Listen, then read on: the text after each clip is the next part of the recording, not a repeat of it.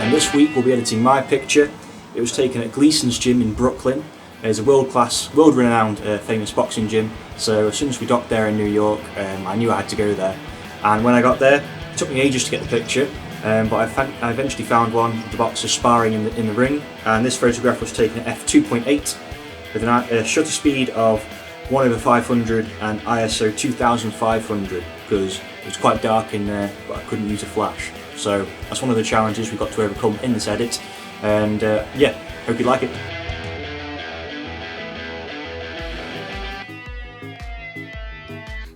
Alright, so we're in my Lightroom catalogue and I've chosen the picture. What I'll always do with the picture is decide what crop I want straight away. Once I've got the crop correct, I can just see basically what should follow. So like for example the exposure and everything, but unless I've got the crop good straight away, it's just too distracting otherwise. So then I was happy with the crop, with 10:8 crop, and then adjusted the exposure. Went and did a bit of sharpening and luminance just to get rid of the grain we were talking about earlier. And then what I like to do in Lightroom is nothing unusual, but I like to then add all these gradients to it just to try and manipulate the light a little bit to almost mimic that there were more or less lights firing, or even flags around, so I was actually in control of the lighting environment. So here you can see I've added a gradient at the back of the image, like the top left coming down, and then use the eraser tool to just edit out the exposure that's been adjusted on the ropes and then on the boxing train at the bottom. So the gradient's only affecting the top left hand side of the image, and I did something similar with the bottom left hand side of the image as well. So just using them in contrast with one another to try and build a different lighting scenario than was originally there. So that's what I'm doing with the radial filter now, like putting it on the the focal point in the image, just to give that a bit more pop, because that's obviously where the eyes, I'm trying to draw people's eye too. And then I just played around with that a bit. I like to use dehaze a little bit, just because I feel like it kind of beds the colours in and gives it a bit more punch. So that in conjunction with the contrast tool and the blacks, I just like to just feel where that kind of contrast point is. And then what am I doing now? So I'm carrying on I think I end up using like 6 different gradients or something in this picture. I go to town with it. But then what I like to do with the different gradients is just adjust the temperature to each one. So the bottom gradient's got a bit more of a bluer tinge than the top gradient. So I'm doing just a very subtle sort of orange and teal kind of color balance to it, just to give it again a bit more of a bit more subtlety to the image. And then using the color picker now, I was trying to find that like 18% gray, just to try and get the color balance perfect, because I think I left it was on sunny was the color balance in camera, the white balance, but just wanted to fine tune that a little bit, so I just used the color picker to do that. And then I'm partially colorblind, which I only found out before joining cruise ships because I had to have the medical. So then when I actually go on to doing skin tone and adjusting the colors in the picture, it's completely anyone's guess as to what I'm doing. But I'm just trying to find, basically I thought the blues were a bit too distracting, so I just took the saturation down on them and edited the hues to that, and then wanted to try and get his skin tone a bit more fleshier and a bit less orange. Because of the fluorescent lights in the gym especially, maybe gave it that bit of a greeny orange tinge to his skin. So I just wanted to try and get rid of that, but I could be completely wrong, as like I said, I don't see very well colours. So let us know in the comments if this actually looks like a real human being or an alien. And yeah, I think that's it. I finished the picture, to be honest. That flew by, Jesus. So yeah, that's basically the final picture. I carried on and added like a little bit of a vignette before that as well, just to like really hone the picture in and make it feel a bit more punchier. But I think that's the only thing I forgot to mention. That's pretty much it, really. Good, I like it. You use a lot of layers with the exposure up there, don't you? That's good. Yeah, I kind of started doing that on like shoots, like with people, with couples, where we weren't able to actually carry a portable light, so I wanted to try and recreate that portable light setup when I was just using natural light, and it just kind of came from there, really, the kind of idea of manipulating the lighting and stuff in Lightroom to try and get that I mean, effect. yeah, but to be honest though, to do that in just like the 15 minutes, I mean, again, you took the photo and you have your own set of style and everything like that. I mean, I went into the photo completely kind of going like, I had to really think, and I don't use too many like adjustment tools inside of Lightroom. I go more for Photoshop just because I think like that's kind of my workflow. So but at the same time as well, no, like I really liked the edit. The colors were really nice. They were. That's good. What made you 10x8 crop? That 8x10 crop.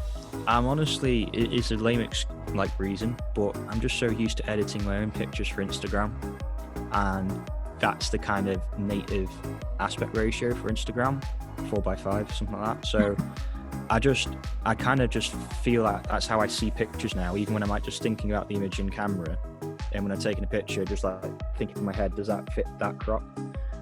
Especially though in this picture, I think it made more sense than in most pictures, maybe because the layers are more from the bottom up. So you got the trainer at the foreground, and then you got the layers of the rope. So in 1, 2, 3 horizontal lines, and then the fighters at the back of the picture, sort of at the top of the image. So I felt like the picture made sense to be sort of seen as like almost top down and bottom up. So that's why I went for that vertical crop. Whereas opposed to like, I don't know, an epic landscape picture, you'd then obviously crop horizontal. So I think that's why I just went to it like that. Cool. But yeah, and also honestly, I didn't really feel like there was too much interesting around the sides of the image. It was really more to me about getting that moment in the ring.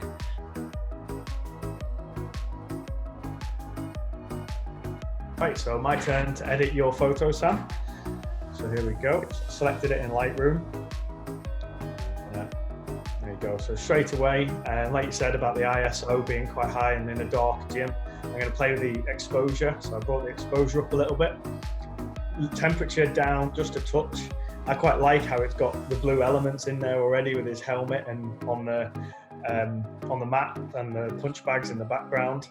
Again, clarity was up there. Dehaze. I like dehaze, bringing out the colours a bit more. Sharpening, so I brought sharpening up quite a bit, but then noise reduction, illuminance, brought that up as well to try and take an edge off it so it doesn't look too grainy. Added quite a bit of vignette to it, and I've done my favourite crop, which is obviously 16:9, different to your 10:8, but I just love it. That's how I see photos, so very similar to you, but I see it a lot in that format. I went back to temperature, played around a little bit, and then wanted to check how it looks because I'm terrible for over editing and making it look terrible. So I always flick backwards and forwards before and after. I used the brush tool to bring his trainer, the colours out of him a little bit more. So similar to what you did with the gradients and things. So I made sure a bit more light on the boxer, a little bit more light on the trainer as well to bring him in, because obviously he is a main focus. The box is the main focus, but we want the trainer in there as well to bring them levels down. So yeah, I've kind of gone a little bit colder with the tones as well. I think it gives it a little bit more rugged look. So in the previous image, you can see there is a little bit more yellow than what I've gone for. But I thought it works well. So I've darkened the guy on the right down, and I've darkened the bottom down with just that. I didn't want to do too much vignette, but I wanted to kind of hone your eye in further into the boxer, the trainer. So just giving that little bit of dark brush stroke at the bottom. Brought the whites up a little bit. I just wanted to give it that kind of cold, kind of brutal look. Obviously in a gym, it works well with the with what's going on in the photo. And then yeah, I just thought clean it up a little bit, take some spots off it, so there's nothing else but taking your eye out of the action that's going on in the photo. And then yeah, had a little look over there to see what that was. Decided I'm not going to take it off, so I came back out of that. And yeah, had a look, quite happy with it. I played around a little bit to try and get that out again. Similar vignettes, but controlling the vignette how I want it, not just up and down on the levels of the vignette. And yeah, keeping it there, quite happy. And that's my finished photo. I similarly kind of went 16:9. I didn't format it to like any particular crop, just because I like to be a bit more free. Sometimes I might go a bit skinnier and a bit wider. But yeah, totally understand what you mean by that though. Yeah, I said about the crop with me and having it 10:8. I actually quite like now how you've cropped it wider, because the photo was taken in 16:9 anyway. Just that's how I leave my camera. And it's good then, because it actually gets that fourth person in, which I hadn't included in my picture. So as you've got that fourth person in your photo now, you've got this really nice kind of golden spiral from like the top right, swirling around right onto the centre of the image. Exactly. I think that works really nice, actually. Talked about the original image, how you've got almost layer 1, which is this guy right here, like the darkest guy. You've got layer 2, which is the trainer doing a bit of his practicing, and then 3 and 4 you've got, and then even 5 you've got the background of the gym. So how you do kind of spiral in all the way into his expression on his face. Good, really good. See, I've got caught in a bad habit there. I'm like cropping things out of the picture, which actually might be I worth don't leaving. think the thing is though, you're not getting in a bad habit or anything. Your habit is good. It means you're in routines can be bad, but it's not necessarily, when you're looking at something for like a client or anything like that, sometimes you don't have the freedom to give them like 3 weeks to do it. Like, we all know that better than anyone we've all come from cruise ships, so we know how editing can, we're talking about editing a photo in 15 minutes. Sometimes we've only got 10 minutes to get a photo edited and done, so it's a really good, everything that's going on. But it's like a lot of thought that goes into it, but it's just the creativity that you throw into it without really thinking. All right, so I guess it's my time to edit. It feels like weird going last after you two, because now I feel like I would have changed my edit so much. All right, so there we go. So basically, I went into the image, basically just kind of scoping around the image, trying to see what crop I could do and what details in the image lie. And then I just basically changed my exposure as I was going through, changed my black levels just to get it a little bit darker.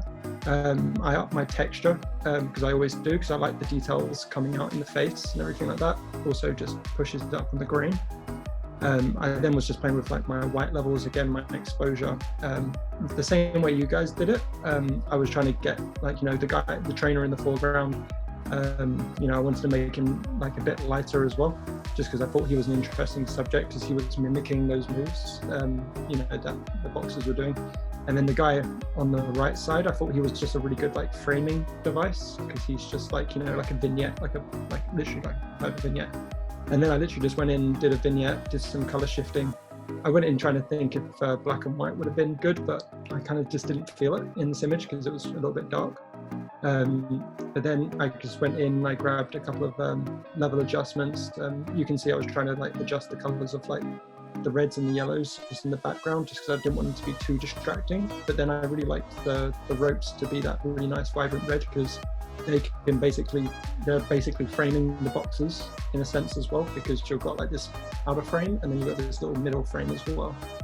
And again, I just went in, I kept increasing my adjustments because I couldn't get my brush tool to work.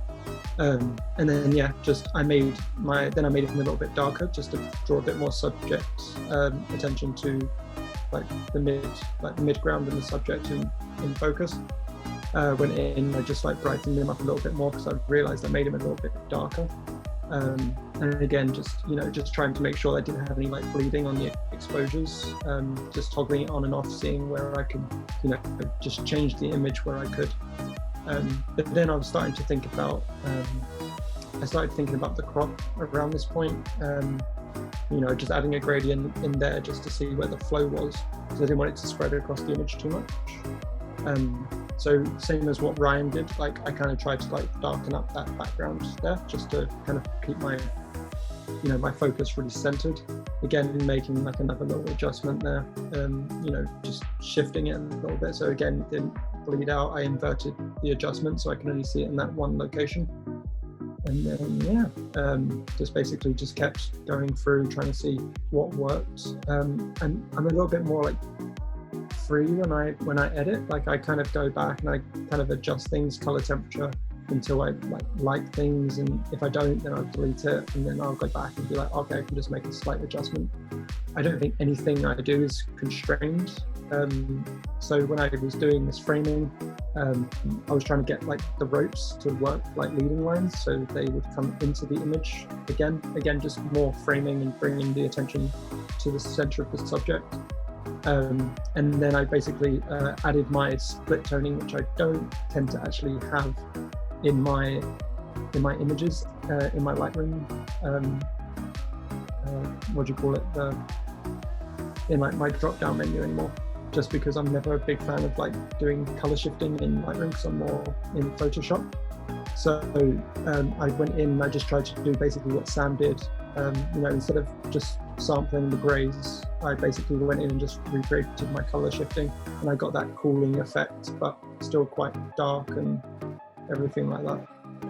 So yeah, that's kind of like my final image there. So I've just kind of, readjusted my crop, so I've got more, I've got that, that rope coming in from the top right into the center of the frame, just to bring that leading line. But yeah, that's the end of my photo. It's interesting how we've all chosen different crops, isn't it? Like, we've really changed the crop on it, and I think it's changed the image every time. All three are different just because of that crop. I like it, like my crop, I had like a light in the top left-hand corner, and I like it, and both of you have got rid of that, and it's distracting me in my edit of the photo. And yeah, this one, I feel like there's nothing else to distract you.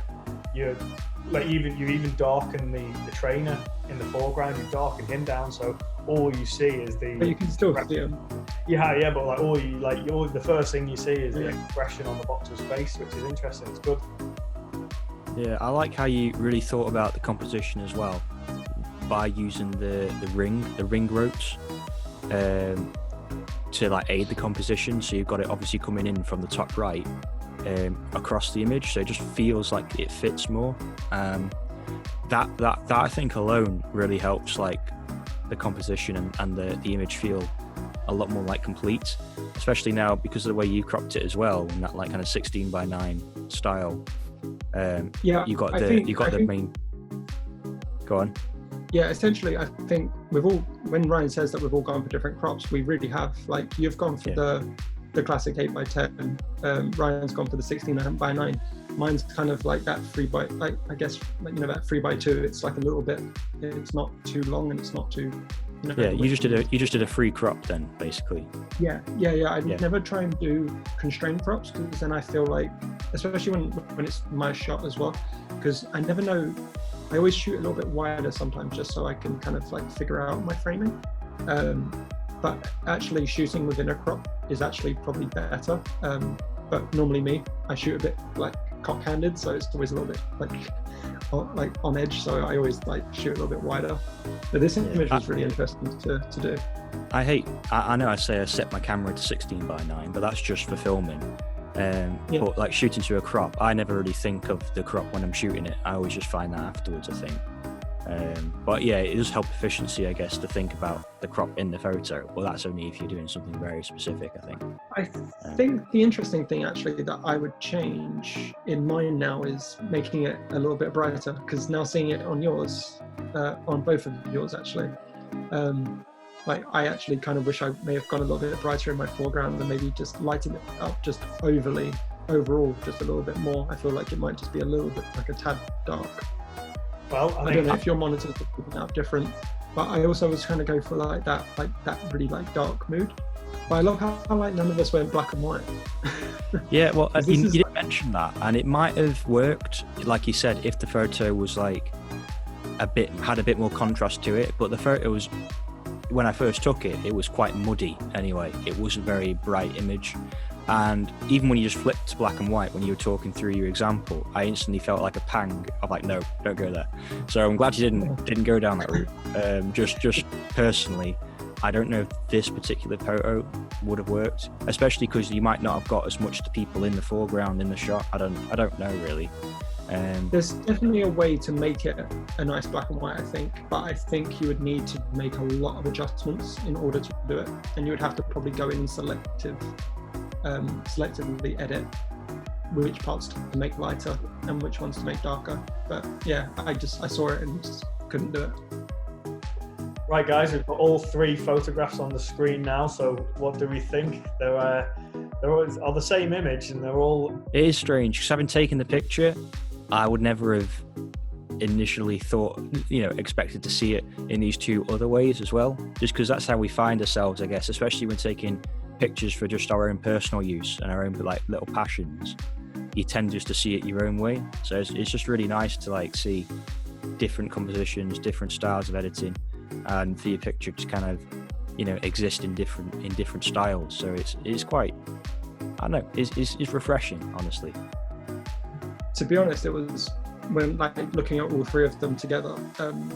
The hardest part for me was not knowing what the image was. Like literally, I think like I only got to look at it. I think I only opened it like 5 minutes before I edited it, just because I wanted to kind of keep like the constraint. Like I wanted to go in with it with fresh eyes and not have like loads of thought process into it. But like I found it really difficult to edit someone else's photo because it's someone else's picture and their thought process, and I had like you in the back of my head, I think, a little bit as well, just going like, yeah, but that's how I shot it. Yeah.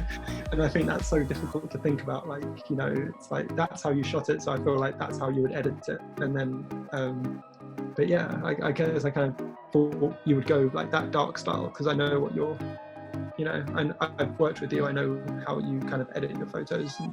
But yeah, no, like love it. Love all 3 ways as well. Love all props. So Very good. Right, well, we're going to let the viewers decide which one. So yeah, let's make sure that you comment, vote and tell us who's got the best photograph. Comments are going to be down here.